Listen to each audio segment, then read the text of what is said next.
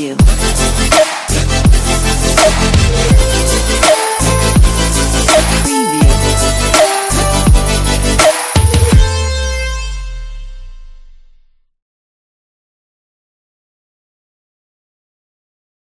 When you have clients that are rolling equity over into a new entity, what types of equity financing do they typically roll it over to? Is it always a common equity, or are there other types of equity that are sometimes it's rolled into?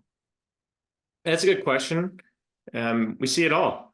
Honestly, we see common equity, and we also see sort of a preferred equity as well. Oftentimes, we see if it's a private equity buyer purchasing a business, the rollover equity could be sort of subordinate, or say common or junior, to the private equity stake, which may have a preferred return, meaning a sort of stated dividend and preference. Other times, this is part of a negotiation process that you, as the seller, could have the same recapitalized equity sort of stack and preference as that private equity buyer. So post-transaction, there could be just essentially one class of share of equity, and then you may issue some management incentive units or stock compensation to key employees after that. So it really depends. We see it all.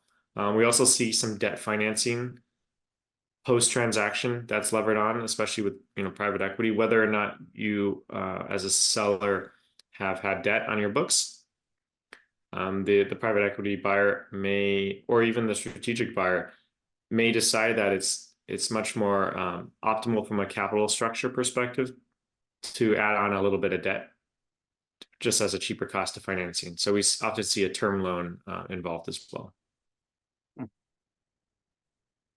So post-transaction, what should sellers typically expect? So oftentimes, as we talked about, there is an earnout and there's rollover equity.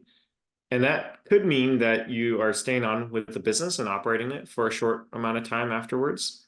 It also could mean that you are not working there, but you certainly have a financial incentive to ensure that the business runs smoothly over that earnout period, but also over the course of the business until there's a potential exit again. And so you as a seller should expect this. Obviously, if you're working there, this is a marriage with your potential buyer here. You're going to be working there, but you're not going to have a majority stake anymore. So you're not going to be likely calling all the shots. There'll be a plan in place, and hopefully you agree with that buyer to align with those to achieve those financial and non-financial targets that you set up to be. If you are not involved in the business going forward, hopefully you still have an year into it. You wouldn't want the buyer to kind of torpedo it, if you will, and so you can't meet those financial metrics. But then again, their incentives are also aligned to increase the financial return that they have as well.